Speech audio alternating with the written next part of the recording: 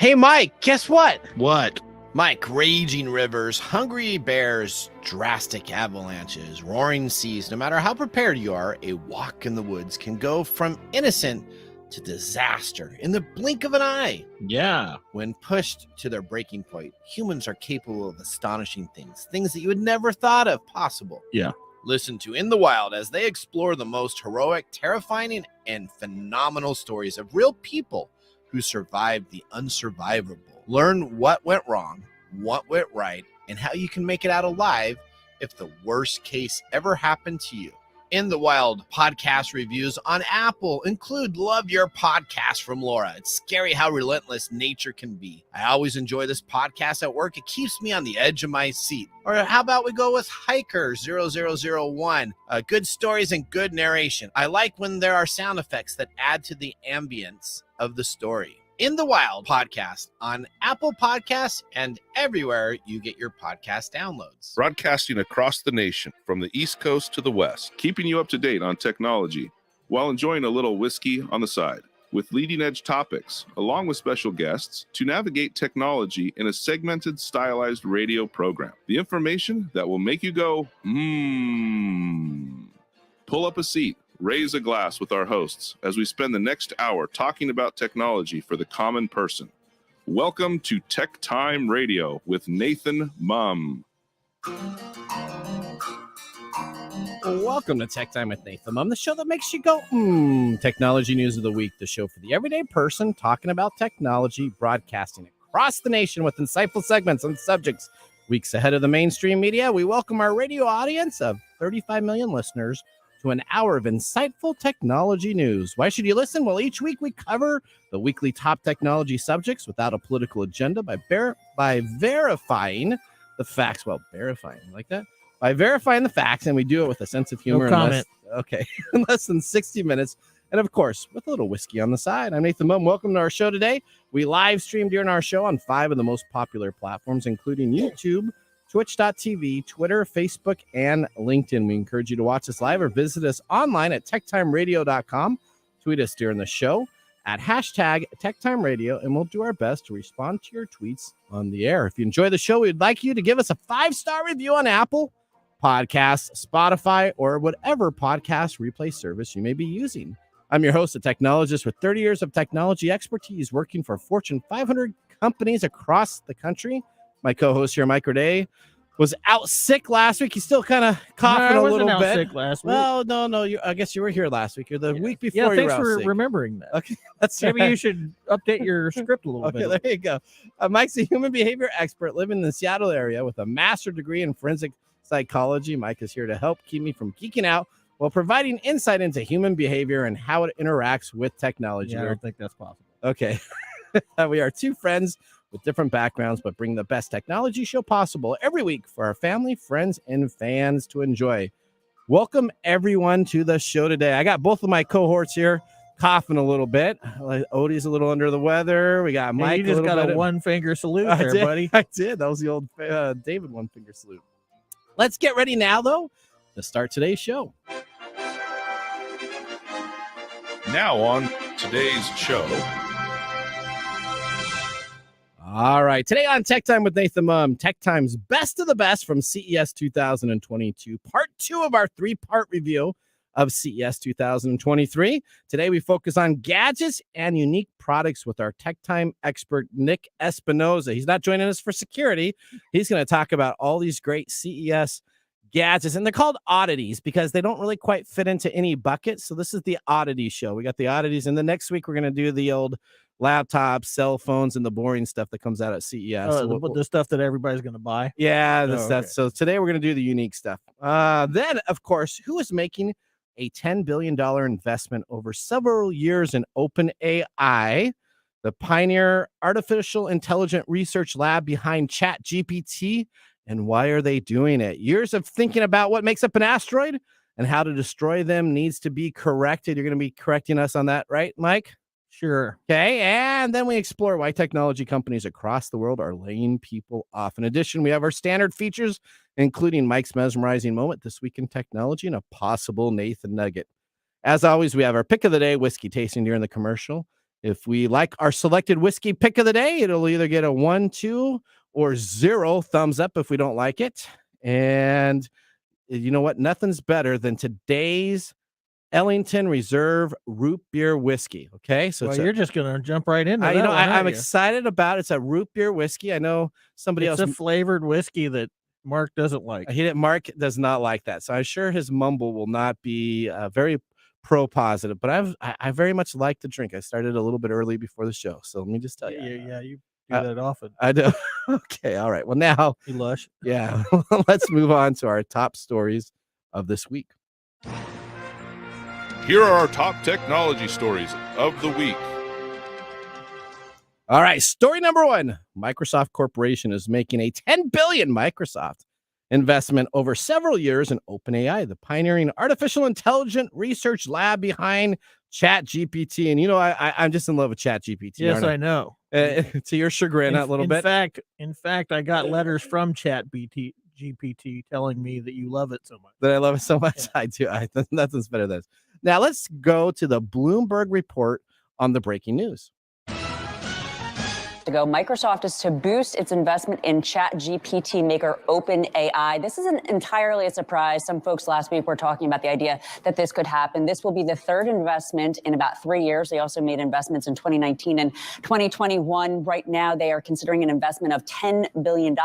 This, of course, is ChatGPT is a bit of a talk of the town, if you will. It's very impressive in terms of this AI technology. It can write poetry, create content, even help folks solve problems. So again, Microsoft boosting its investment in ChatGPT. All right. Well, Microsoft didn't officially disclose the total value of the investment on Monday, but a person familiar with the discussion said that it's over $10 billion in multiple year payments. The investment from Microsoft will allow it to continue its independent research and development that AI is incredibly increasing using safe and useful, powerful AI in a statement from OpenAI. So now let me just tell you this. Microsoft is not investing into this to allow the independent research to develop. They're investing in this for one reason only. Microsoft has struggled in the search algorithm process ever since Google came up with their search engine. So Microsoft's making a play to hopefully be able to leverage OpenAI in the upcoming years to have it be its default search engine for Microsoft Bing. Okay. So they're going to take down Google with a... Well, they're investing into the OpenAI technology. They want people to get used to it. I know, according to the latest Google stuff coming out of Google, you know, maybe they won't need to worry about that. Everybody's freaking out about what's going on with Google. Yeah, we'll be talking about that a little bit later also. So there you go. Microsoft is funding the process of ChatGPT to create human-like conversation text in response and prompts to engage users for search. Okay. All right. I think you got story number 2. Yeah. Okay. Yeah. So an asteroid. Yeah. That threatens the Earth. What do? You shoot it down, or you send a bomb in the middle of the asteroid. You land on the asteroid and you destroy it to save the world. Okay. So you're talking about very popular old movies. Science fiction movies. Yeah. Right. Well, that may be a little harder than it may seem. Why is that? A new study that has been analyzing actual bits from an asteroid that were visited by a Japanese space mission finds that might not be as simple as it seems. You know, we always talk about these kind of things. We even talk about it in the movies about all these different ways of getting rid of this stuff. Okay. Unfortunately, some of these asteroids are not so easy to destroy like that because they are more porous. They're kind of, imagine a big sponge in space where you have all these smaller pieces conglomerating together where there's a lot of neutral space in between them. So if you hit them with something, they absorb a lot of the shock. Okay.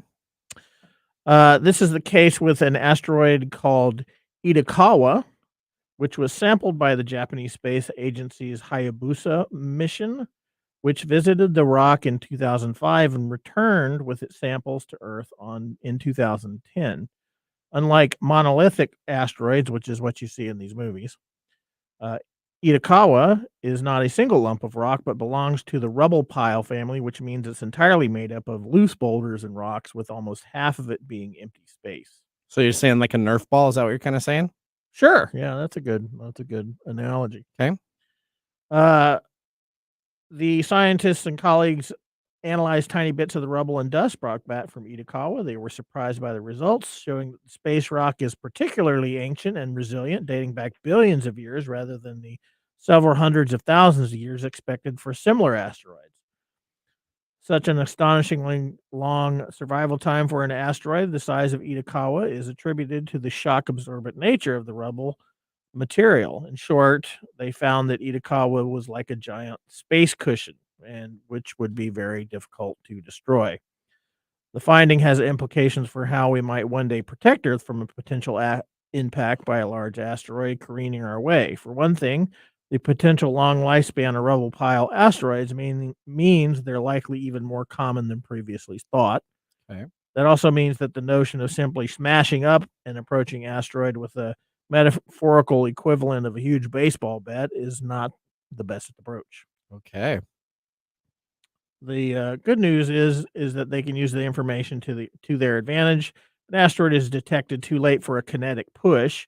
We can then potentially use a more aggressive approach, like using the shock wave of a close-by nuclear blast to push rubble aside. So what you're saying is, instead of putting a bomb on the asteroid, shoot something out up in space and then have the waves of it, then push it back. Explode it nearby, and the shock waves would potentially push it out of the way. Why did it take them 20 years to do the research to tell us it was a sponge? Because Hollywood was involved in it. Me being the awesome astrophysicist that I am, I can't really tell you that because I'm not an astrophysicist. I'm looking for that information for next week. Okay, well, all right. Well, I don't know if you remember, but DART, which was a NASA experiment, recently tried a kinetic push approach with that mission. Yeah, we talked about it on the air. Yep. And so they're saying that in the case where a kinetic push may not work, a nuclear blast may work. Or just a big net. Why not? See Spaceballs? Remember Spaceballs? You just need a big vacuum cleaner in space. You know what I mean? It's very difficult to share actual space. No, I'm thinking knowledge with you, because you always Star Trekifies it. It's okay, or Spaceballs. Okay, well, Spaceballs or Galaxy Quest, let's get some Tholians in here and wrap up a web around it. That's right. See, that's exactly what would work. I'm sure that wouldn't work very well though. No. Although it does in the season 3 of Star Trek Picard. Okay, all right. Let's the Star Trek Picard's coming on out next month, right? Are you caught up on Star Trek Picard? No, I don't actually have that streaming service. You don't have Paramount? Nope. Okay, well we got to get you caught up on season 2. Okay. All right. Okay, there you go. Let's move on. Story number 3. Why all the tech layoffs? So far in 2023, there have been 235 tech companies with layoffs. 76,652 people were impacted.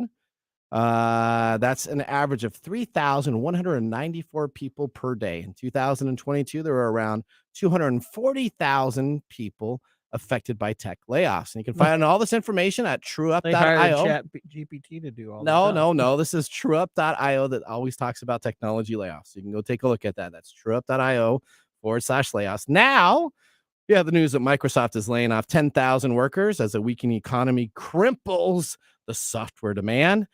We have, in addition, Spotify cut 6% of its staff, about 10,000 employees nationwide, citing a needed to improve efficiency.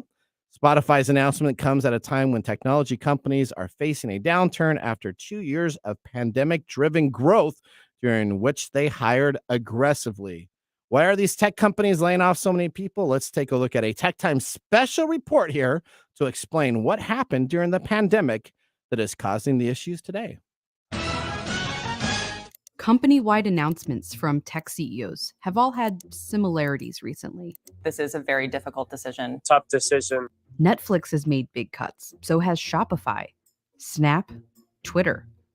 Well, maybe that's a unique circumstance. Picture it, Silicon Valley 2019. Then, of course, the pandemic hit. People began shopping from home, binge watching. Not only did the revenues of many of these tech companies skyrocket, but so did their headcount. Revenues stayed high through 2021, and many tech CEOs thought the growth would continue at the same rate they had seen for the last 2 years.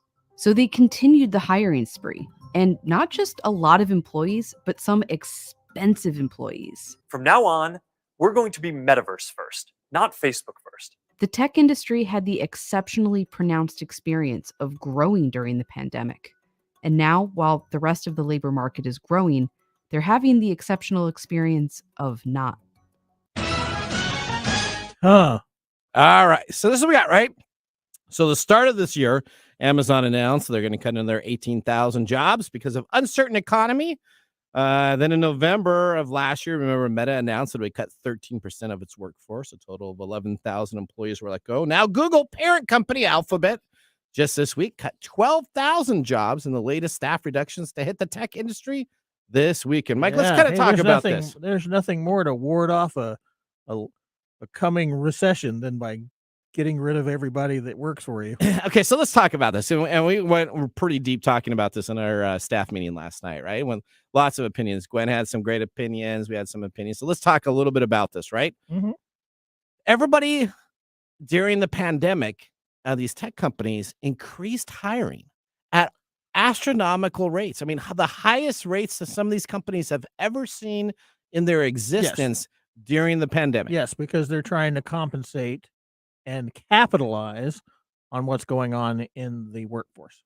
And the benefits of the workforce was if you had a lot of employees, you had more government funding that could help out your organization. Yeah, you had buyouts. You got all this stuff going on. You had The bottom line here is that this is the person said it at the very end. Yeah. While we're starting to look at a normalization of what we were pre-pandemic, now these corporations are struggling because in their mind, things were going to keep getting better for them. Yep. And now we're trying to get back to a normal way of living.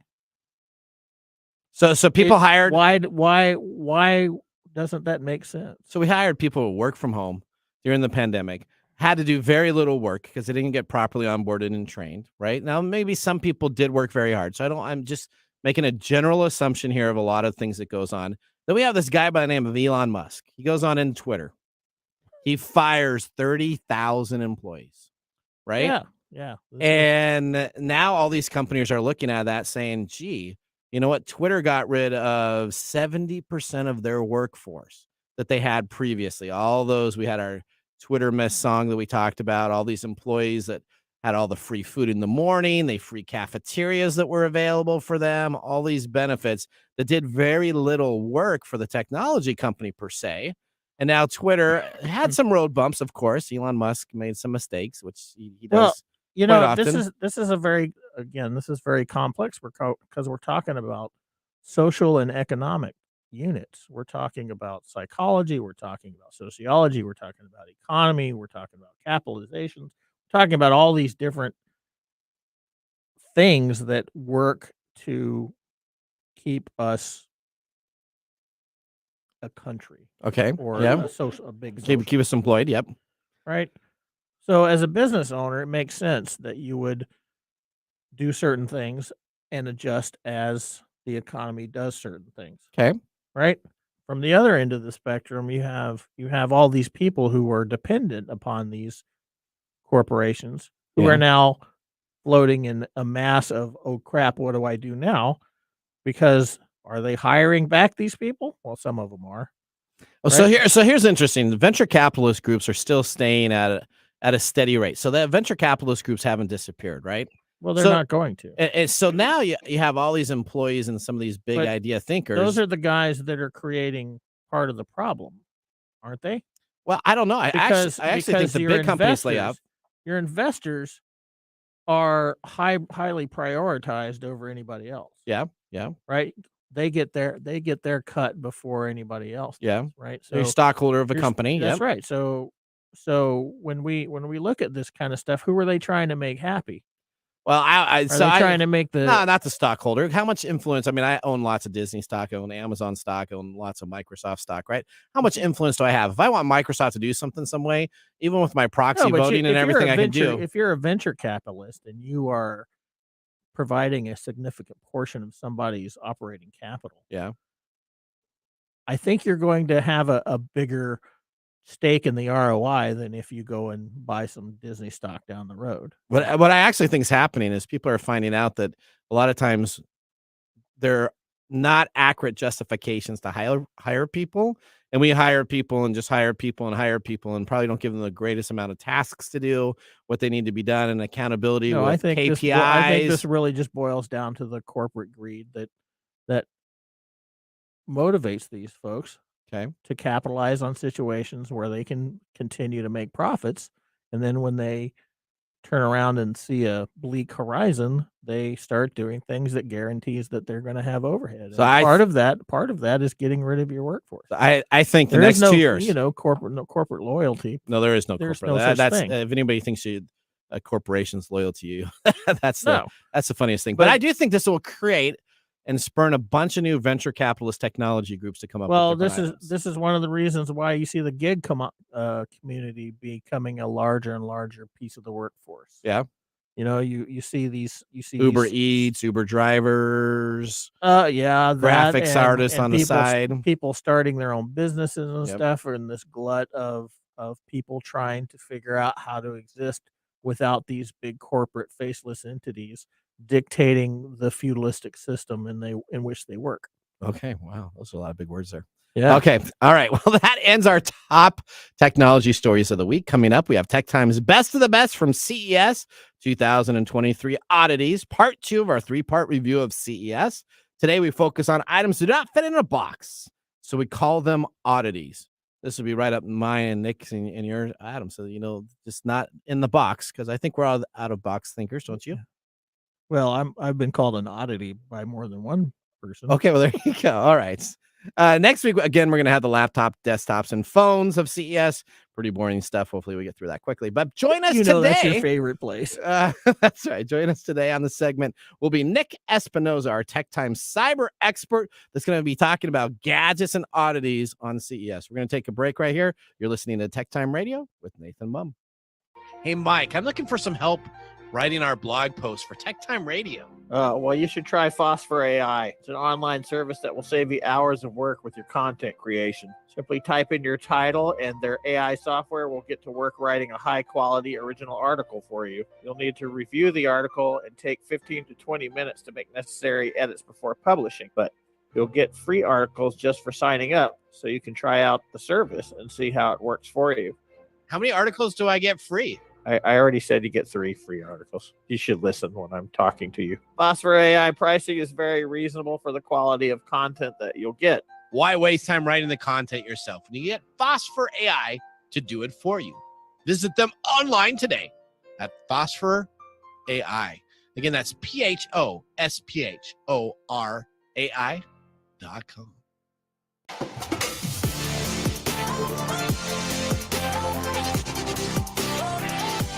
Welcome back to Tech Time with Nathan Mumm. Tech Time Radio is a weekly hour technology show that talks about current technology in a simple format without having to geek out. Brought to you by myself, Nathan Mumm, and Mike Day. We just had our first whiskey tasting during the break. Now let me tell you about what we are sipping in our pick of the day. During the show today, we have chosen Ellington Reserve Root Beer Whiskey, 70 proof, $19.99. According to Total Wines and More, who distributes this flavored whiskey. The great taste of your favorite classic treat. This flavorful yet smooth Canadian whiskey highlights fresh aromas of vanilla with licorice overtones. Each sip has a warm, spicy root beer notes and a great whiskey kick in the finish. Perfectly enjoyed over ice cream or a float on a summer day. What do you think of this? Yeah, that's what I got. Totally. Is that what you got? Well, this is 70 proof. I don't know yet. My jury's still out on that. It has an initial nice taste, but the licorice overtone It's a little strong for you. Discordant. It just doesn't seem to fit well. It doesn't. Okay. Well, I'm enjoying this. It reminds me of a of a dad's root beer because it has that licorice taste. I think it reminds me of a dad's root beer with a little bit of kick. Mhm. All right. Okay. Well, continuing on, we are going to get ready to have our Tech Time Best of the Best from CES 2023 Oddities segment with Nick Espinosa. All right. Connecting on our Comcast live stream, we have Nick Espinosa. He's an expert in cybersecurity and network infrastructure. Nick has consulted with clients ranging from small business to the Fortune 100 level. In 1998, at age 19, Nick founded Windy City Networks, later acquired in 2015. Nick then created Security Fanatics, where he is the chief security fanatic. Let's welcome Nick to our Comcast video stream to start our next segment. Hi, Nick. Hi, Nick. How you doing, Nick? No intro music today? So Odie's I looking don't through. know. Odie's looking through the intro music. Once we get the intro music, we'll be good to go here. All right. No. Good. Well, I hope you all feel better. You know what? I feel fine. So the rest of this poor place here is it's germ free. No, or not a germ free zone. It's a What are you germ talking about? infested. Well, I We're happen to be wearing halfway across the country right now, so That's right. Well, Nick, we have 8 products that hit our Tech Times Best of the Best for CES 2023 in a unique category that's not really a category within itself. So we're going to call it the Oddities Group. I'm going to learn a lot of information today, hopefully from you, on your expertise to tell us if you think these products are valid or vaporware. Are you ready? And Mike, are you guys ready? Yeah, I can't wait. All right, here we go. Okay. All right, do you have the intro music? Okay, we got your intro music. Here we go. Welcome to the segment we call Ask the Experts with our Tech Time Radio expert, Nick Espinosa. There we go. All right. And go. all right. All right. The 55-inch displace, DISPLACE OLED screen fastens to your wall or window entirely with big suction cups. So a displace TV weighs less than 20 pounds. It can be easily secured on a wall by simply bringing it close to the wall and then slightly pushing up on the magical stick suction technology that they have. Now, it's a proprietary active loop vacuum technology. So not only is the television cool, but their whole suction aspect is supposed to be first rate also. Displace TVs have multiple rechargeable batteries that can be popped in and out individually. Batteries can be charged one at a time while the TV remains fully operational using the Displace's proprietary hot swappable battery system. Each Displace TV averages about a month of total battery life for an average usage of 6 hours of activity TV per day. Now, Displace TVs are primarily controlled by natural hand gestures. So it's kind of got the whole, you remember? So it's a Xbox Connect. Well, hopefully a little bit better than that, right? Making it easy to browse, play, and control using your hands. It also utilizes facial recognition and computer vision technology. And it has essentially a switch that allows you to have a desktop unit plugged away from the television itself within the room that turns on and off the television and goes through channels. Now, tell me a little bit about this, Nick. What the TVs are always a great thing to have. Right. This Displace TV is the first TV I've heard of that has batteries plugged into it. Yeah. Well, I mean, sort of like carrying a portable television. You remember those old from back in the day? Yep. The old cathode rays from like the 80s. But okay, so Nathan probably has one. I actually do have one. Yeah. I have a black and white and a I- color. I used to throw them away. yeah. No, I got a couple of them. You know, so like I get the concept here, right? But I don't know if I'd want to have to swap batteries out. I understand there's going to be multiple batteries, so it's not like the TV's going to go down. But think about it this way. We're kind of lazy. I mean, we don't want to get off the couch. And now you're telling me eventually, at least once a month, I've got to get off the couch to swap a battery out. I mean, I think it's an interesting concept. I really do. But my question immediately is, why not have some kind of inductive power source? Now, if you didn't hear, recently the Chinese figured out how to power drones in flight using lasers on the ground. Basically, they're using the laser to hit the drone, which is charging the drone. And so the drones can basically fly indefinitely. So why even go with the battery thing? I mean, the other thing too that I think is interesting with this, and I do think it's an interesting concept, don't get me wrong, but suction cups, like I know they're using a whole vacuum seal thing, but given my luck with suction cups, Lord knows, I'm gonna hear it crash at like 3 a.m. and think, somebody's breaking in. Not to mention the fact, what if you have like a cat? You know, you got a big old fat cat and that thing just tries to climb up on top of your TV. I mean, you really have to convince me that those suction cups are going to withstand earthquakes and apparently they're magic. Everything else. You know what? I never thought about the cat analogy, and I do have a cat, and our cat gets in trouble all the time. I'm glad Nick is saying all these things, because in my brain, when you're talking about the rechargeables, I'm like, nope. Suction cup, nope. Well, what's interesting is they first came out with this product to be like eco-friendly. But then once you have batteries in anything right now, you can't say you're eco-friendly when essentially you're destroying all the nickel battery units. Right. You're strip mining to build batteries. Displace. DISPLACE TV. I'm gonna Google it. I'm curious to see what this looks like. Okay, there you go. All right, you can Google it. Looks like a TV with suction cups. Yeah. Like, how big are the suction cups? They're pretty big because it's a 55-inch, so it's got to support some weight. It's got 20 pounds isn't much, but nevertheless, over time, if you've ever stuck anything to a wall with a suction cup, over time, there's got to be something that's. It'll break. I would just be nervous. I'd be nervous about destroying this thing. And I agree with your human behavior thing. Yeah, being we're lazy. So I'm watching a Cowboys. Let's say I'm a Cowboys fan. I mean, I'm watching a Cowboys game. Does the TV all of a sudden start sliding down as they keep on losing? So by the time the end of the game, it's just on the floor. As far as battery swapping, I get irritated when I have to swap out my rechargeable. Yeah, I sometimes forget it on my Mac mouse. Yeah, even on the side. It's on the side TV, unit. though? Yeah, on the television. Yeah. So what they're saying is it's hot swappable, meaning there will be 2 batteries. So if one dies, you'll keep running, and then you just pop out and replace the other battery. But I know if I'm like 8 shows into Netflix out of like 20 episodes, I'm watching Jack Ryan's season finale. Right. Boom, it's dead. Right. Oh, I'll get it later, and then it's like 3 weeks later, and my TV dies. I just human nature. I mean, we are couch potatoes at this point. So Espinosa's house is not going to get one of these. Is that right? Is that correct? Isn't the average amount of TV watching time over 6 hours? Yeah. When I saw that, I was like, wow, yeah. That. I mean, and then you add in like, if you've got kids, the kids are going to use it, then the adults are going to use it, and they're climbing up on the wall. Go swap out a battery? No, I mean, so it's I find the concept interesting. I just don't see it widely adopted yet. All right, here's our next item here. Speaking of kids, toy maker Wowie. Speaking of you, wants to have a dog with an attitude. It's called Dog-E, and it's an $80 electronic canine. It's a robotic dog with a personality code deep down in its heart, CPU. The dog is a robot pet that is finally completely unique to you. No 2 dogs are alike. They are different in temperament, personalities, and looks, and that's why you will love them.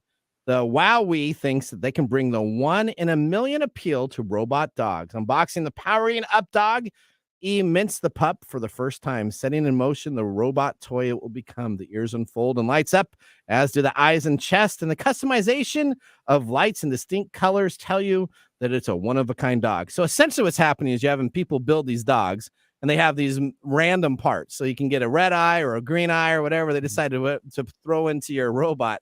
That's what you get for your eyes. So it doesn't have to be the same color. There's no QC on it because every dog is unique. Now, the part about this is the 1 in a million dog concept attributes that it could be a tongue that could become customized, and you could even get a rare dog e-find with a gold ultra rare tongue. So this is a Cabbage Patch Kid combined with a Furby. Well, and each of them are uniquely different. Here you go, Nick. You're gonna have one of these in your house. I mean, one, I don't know much about the company, so I'd vet it to make sure the dog isn't phoning home all of my data somewhere. If it's on they're based out of it is based out of China. It is a China-based company. There you go. But for $80, you get a cute robot dog that imprints itself on the user using some kind of basic artificial intelligence. So I figure until this thing gets reprogrammed to kill us all, it's probably good fun, right? But I think, interestingly enough, this dog could be a really interesting experiment if they do it right, if they're able to learn how to adapt artificial intelligence to human emotions. Meaning, this dog you're supposed to interact with, it's supposed to imprint itself on the user, and it interacts with you in various different ways. And so, as I'm interacting, let's say, with this dog versus you, Nathan, or Mike, it's going to be different, meaning the dog's reactions ideally are going to be unique to me because it's responding to me and me alone. Now, if we look at applying that technology elsewhere, we've seen this with like things like I think it was the Honda Fit, or Toyota had something where they were attempting to basically gauge the reaction and emotions of the user and then apply what they thought would be something that would calm the user down or interact with the user, whatever it is. So I think there's some real interesting process here, but just as a toy dog, again, it's as long as it's not on my wireless, I mean, hey, it's fine until it literally goes Terminator on us at some point. There you go. All right. There you go. See, the Luna pet that we got on Kickstarter, that I brought in, actually won the new invention at the Eureka Park for a robot dog, and this was the second runner-up. So as my Luna dog, though, is phoning home everything I do to it. So I don't know if that's good or bad. All you have to do is just wait until the command code is put in. And... Are you? Let me ask you this: Are you, Mike? Are you a tennis shoe guy?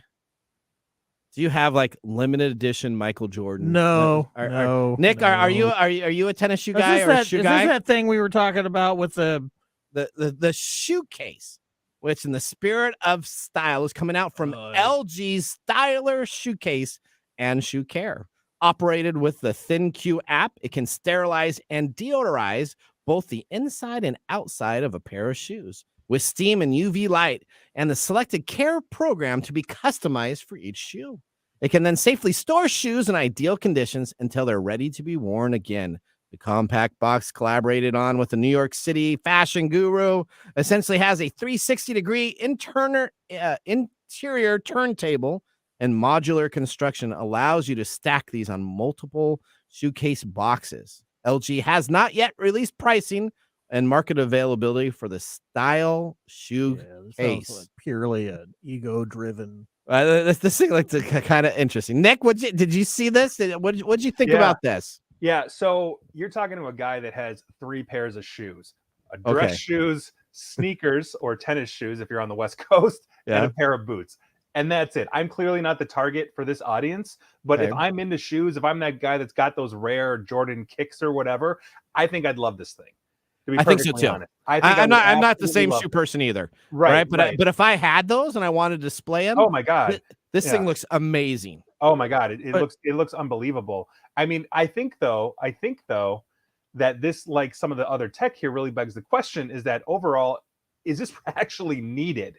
You know what I mean? Like, I understand if you've got a shoe collection, but humans have been wearing footwear for millennia, and we've never needed something like this, you know? And for the record, it's the same with a robot dog. It seems superfluous, and here we are. But if you're really into shoes, oh my God, absolutely. I would have Meldo Marcos the hell out of this thing. Yeah, this is going to be her. Yeah, if you're going to be a shoe person and you got those limited edition shoes, this is going to be your showcase. Is that a big thing? Yes. Oh my God, yes. I used to own a basketball team. Remember back in the day? Yeah. I used to own a professional basketball team, minor league, and every one of my players was into basketball shoes and collected them. And they had like 5 to 7 pairs to play in like 2 games. They go on the road and they literally bring bags of shoes because depending on if the floor was a little bit this or a little bit that, they wanted to have those shoes to have. So this is a collectible that somebody uses. This is like, instead of leaving the Star Wars toy in the box, this preserves it, right? This preserves that. That's an investment. You know, like I have a friend that probably has like 200 plus pairs of shoes, and it's like that rare one-off Nike something or that one-off whatever. I mean, you're talking about like in the same way we like climate control artwork. That's essentially what we're talking about here. So this is the loo for your shoes. Here, pretty much. Well, I guess if that's your thing.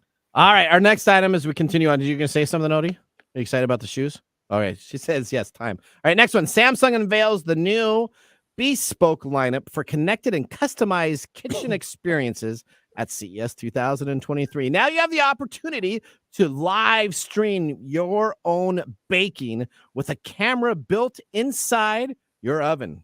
It'll be available in North America later in 2023, but Samsung hasn't shared the price point yet. Are Twitch streamers really interested in baking? Can you see this? Yes. Yes. I'm gonna say 100% yes, because they've already got like people wear the GoPros, people wear where they have it the tripod right next to it. They have like 3 different angles for one part of the recipe. I would love to see somebody baking a ratatouille in real time and then live stream it. This is live stream it. This is like watching grass grow, though, isn't it? This is. I mean, this is like. Nick, help me out here. I may be lonesome here. People on live streams put rubber bands on watermelon. Yeah? You know, and why are you gonna watch that for the eventual explosion?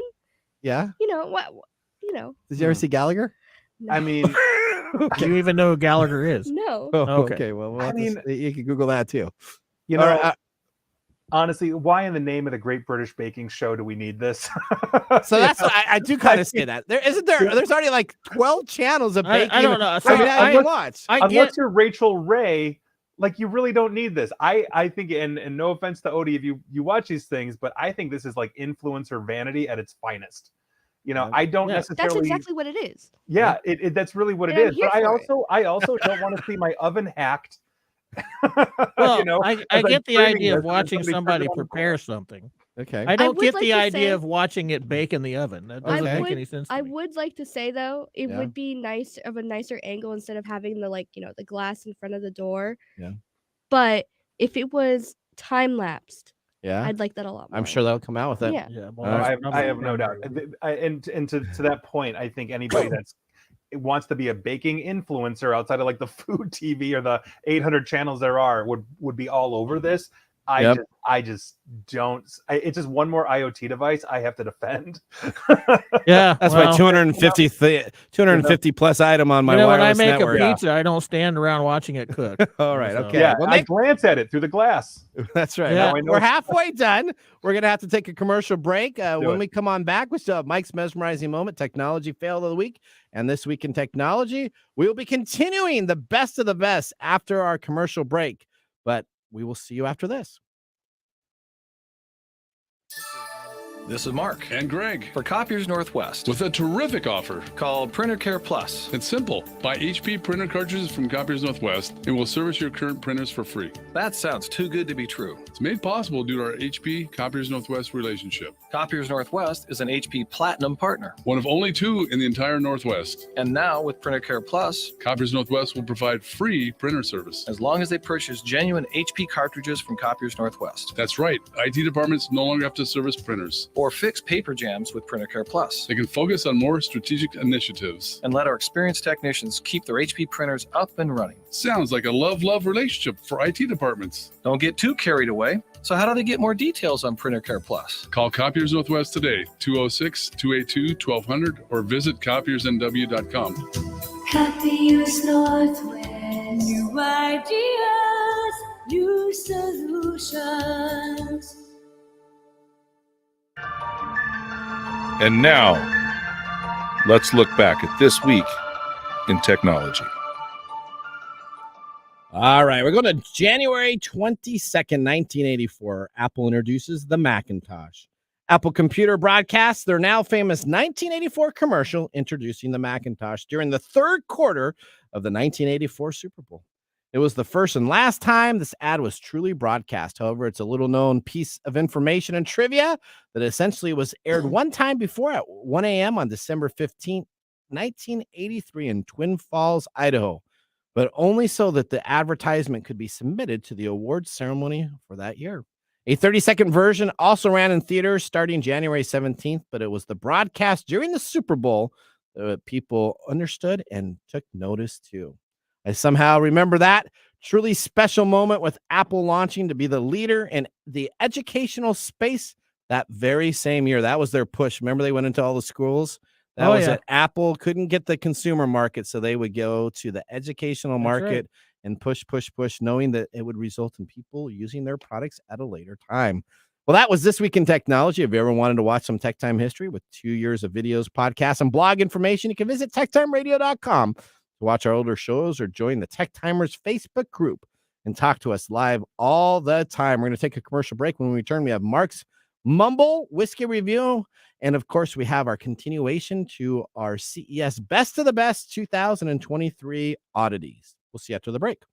TechTime Radio is brought to you today by Nutility, the platform that makes utility management seamless by selecting your service providers, splitting a single bill amongst roommates, and then shutting off your service when it's time for you to move out. Nutility reviews your preferences and sets up all the utilities for you. This provides you with the best local provider in your service area. It's much easier than splitting up your bills between roommates. No more late Larry not being able to get to you on time to make the payments, and no more Venmo charges or PayPal charges. One place to do your billing so that everybody pays on time. Now, how can you use this great service from Nutility, you ask? Well, you can absolutely get it now and get 3 months for free. That's correct. If you go to Nutility.com, again, it kind of sounds like utility, but it's Nutility.com. Use the tech code 3, and again, that's NUTILITI.com. Get your first 3 months for free using the code TECH3. The segment we've been waiting all week for. Mark's Whiskey Mumble. Oh, it's funny that you talked about the Macintosh because January 24th is Macintosh Day. Oh, is it really? Yep. Okay. Celebrates the same day in 1984 when the first Macintosh computer, predecessor of today's Apple computers, was introduced to the public. So Okay. there you go. Okay. As to Mark's Mumble, Nathan again chose a flavored whiskey. Why? Mark has no idea. Bourbon and root beer can make a delicious mix. Mark wants to know why buy a cheap premix when one can simply use a nicer, preferable high-proof whiskey and craft root beer to make a delicious drink. Okay. Mix your own to get a more complex and rich drink versus the sickly sweet and medicinal concoction. So are you? That is Mark's. Yes, You're kind of agreeing on the medicinal. I'm agreeing on that. On the medicinal purpose. As it breathed a little bit and it went on, the licorice flavor became more overwhelming. We may be on different opinions on this because I'm still enjoying it. All right, well, you do. Thank you, Mark and Mike, for that mumble. Now we're going to continue our best of the best from CES 2023, part 2, where we have Nick Espinosa on. He's an expert in cybersecurity and network infrastructure. Nick has consulted with clients ranging from small business to the Fortune 100 level. In 1998, at the age of 19, Nick founded Windy City Networks, later acquired in 2015. Nick, thank you for joining us. We got a next product we're moving right on to. It's the Ring Always Home Cam. Now this is something that I actually tried to figure out how to sign up for. I am digging this. This is essentially a drone camera that flies through your house on a predetermined path that essentially keep your home secure when you're away. You know the Ring, like the Ring doorbell? Yeah. So this is Ring Solution. So this is a drone. little security guard. Yeah, it's like a drone comes on out, it flies around in your area. Just think if you have a dog or a cat or anything at your house, this thing is going to be going across there. They're going to be jumping at this all over everywhere, trying to see if they can knock it down. Nick, is this an aspect that you would have, or would you say pass? Pass. With a capital P. Why is that? Why are you going to bug your home? I mean, this is Amazon that we are talking about here. This thing has cameras. It's integrating everything that they are basically pulling out information and sending it back to Amazon in the same way that Amazon was caught wanting to know basically the commands you were sending the Amazon Echo to turn off your lights and when. So they knew when you went to bed, they knew when you went to sleep. It's the same issue that we've got with the Roomba. This thing now is an Amazon product. It comes with a camera. It can map out your house. All of this telemetry and information is being sent back to Amazon. And so from a privacy standpoint, this thing's an absolute and utter nightmare. So while I'm a big fan of drones, this absolutely not. Why are you going to bug your house? Like that's what I just don't get. And I'm not one of these people that has all the smart home stuff.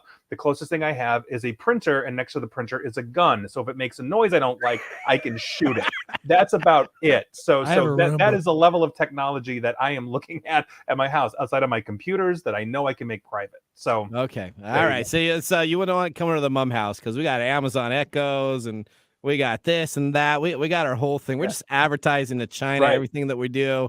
You know what? My philosophy is if I just give them everything, then I'm not very interesting and they'll go bug somebody else. Why I send my passwords to Russia. But the point is that when I walk into your house, Do you have a sign that says you consent to be on camera in this house? I do not. I do not. No, I do not. You No. know? You probably I mean, should do there you that. I go. probably should do that. Okay, the next thing we're going to go to. Right. The Robosen Optimus Prime Transformer that actually transformed. This is a toy that essentially has the ability to transform into Optimus Prime, the hero of the Autobots, and it moves from robot form to the semi-truck, just like you saw on the cartoons. Now, you need to have one of these in your house, right? I don't. You don't? Yeah. Nick, are you going to have this in your house? So 5-year-old Nick would have killed for this. Okay. Absolutely killed for this. I love Transformers growing up, but now that I'm old, it's like, why do you got to go ruin my childhood, Michael Bay? You know, and we've seen this. We've seen this entire revitalization of this. I think this is pretty cool, to be perfectly honest. I mean, it seems like it's a fun reboot of, you know, the original toys and all of that, you know, but yeah, I think it's cool. $399. You're paying for a transformer that I'm transforms not paying automatically. $399 for that. Okay. But feel free to gift me one. I'd be perfectly fine with There you that. go. But Christmas yeah, is coming. There you go. All right, we got one last we're going to go to. Do not pay AI lawyer. Now listen to this. The Do Not Pay AI Lawyer Company is the first AI-powered robot lawyer that will represent a defendant in court next month. The robot lawyer powered by artificial intelligence will be the first of its kind to help a defendant fight a traffic ticket in court. Joshua Browder, the CEO of Do Not Pay, said the company's AI creation runs on a smartphone, listens to court arguments, and formulates responses for the defendant. The AI lawyer tells the defendant what to say in real time through the headphones. What do we think about this? A robot lawyer, February 22nd. Is he going to be defending Nick Espinosa and his family? I absolutely love this. Okay. 100%. And okay, outside of like, okay, maybe they're collecting data on me on the parking tickets or speeding tickets I'm getting. This company's actually been around for years. It was started out of Silicon Valley, and the creator that you mentioned started with basically ingesting all of the laws for parking. And essentially, when he would get parking tickets, you could go to this with a parking ticket, and it would give you the actual loopholes that you could submit to your local government to get out of parking tickets. I love this. This needs to be expanded. Like, and the example that I can think of off the top of my head is taxes, right? No accountant, no U.S. accountant has read the 85,000 plus pages of the U.S. tax code. It's not possible. You specialize in one thing or the other. But imagine an AI that has read every single word, knows every single loophole, every single thing that basically says, Nick, you don't have to pay taxes for 10 years, you know, because your pets are now considered livestock or something. I would absolutely love to see that. That is something I think is the future. And I think what it's going to do reflexively is actually change how we approach writing and creating laws here in the United States to make it more simple, because if the AIs are getting us around the laws, they're useless to the politicians. So what did you say the best part about this was, Mike? It helps replace lawyers. It helps replace lawyers. That's right. Well, in some ways, right. I mean, it's one thing to have like two artificial intelligences going after each other on one side of or another on a divorce. But if we're talking about like a speeding ticket, my God. Like, absolutely. Like, tell me the statute in the county that I got pulled over in that gets me out of this. I'd be down for that. All right. Okay, so we are out of time. We're going to have to move. Nick, we had one other item, but I kind of fell at the bottom, I think, once I started doing research on it. It was a Tesla version of this super boat that's on the air. So maybe we'll talk about that on one of my off shows. Nick, I hope you enjoyed it. This was a little different, right? You know, this isn't kind of talking about security stuff. We'll get you back next week. But since I was doing the CES deal with James, I figured you'd be perfect too. And next week, you got to listen to boring stuff about laptops and phones and tablet screens that flip and fold and do a bunch of other craziness. So thank you so much for joining the show today. Bye, Thanks Nick. for having me. See you guys. All right, now let's get ready to move to our pick of the day, whiskey tasting. And now our pick of the day for our whiskey tastings. Let's see what bubbles to the top. All right, today we are sampling the Ellington Reserve Root Beer Whiskey, 70 proof, 1999. It's distilled by United States Distilled Products Company, flavored whiskey, 70 proof, $19. All right, what are you thinking, Mr. Gourdet? Is that a thumbs down? Thumbs down. Thumbs down. You'd rather? I don't like it. You'd rather mix your whiskey and put your own flavor in there? Yep. All right, Odie, what did you think of it? Thumbs down. Thumbs down. Yeah. You know, I liked it, but I didn't like the aftertaste. it does have that. It does have. You know what? Now that I kept it open, it has that Sure. licoricey. That has that licoricey It has a very licorice. taste, and I can't get Taste. rid of it. It's on the top of my tongue now, and it's like blah blah blah blah blah. So you know what? I'm gonna actually give it a thumbs down. Also, when I was talking all smack about it being really good, I guess it'd be easier to buy a Dad's root beer, buy some Kentucky's Best whiskey, and mix them together, and you probably get the same taste. All right. Well, we're almost out of time here. We want to thank our listeners for joining the program. We want to make sure that if you would like to be a part of Tech Time Radio, you can click on the Be a Caller and ask us a question on technology in our TalkBack recording system on techtimeradio.com. You can always stay connected by signing up for our newsletter and stay up to date on technology. From all of us here at Tech Time Radio, it was an honor to be the host of today's show. I wish you a great week. Remember, the science of tomorrow starts with the technology of today. Bye. Thanks for joining us on Tech Time Radio. We hope that you had a chance to have that moment today in technology. The fun doesn't stop there. We recommend that you go to techtimeradio.com and join our fan list for the most important aspect of staying connected and winning some really great monthly prizes. We also have a few other ways to stay connected, including subscribing to our podcast on any podcast service, from Apple to Google and everything in between. We're also on YouTube, so check us out on youtube.com/techtimeradio, all one word. We hope you enjoyed the show as much as we did making it for you. From all of us at Tech Time Radio, remember, Mumm's the word. Have a safe and fantastic week.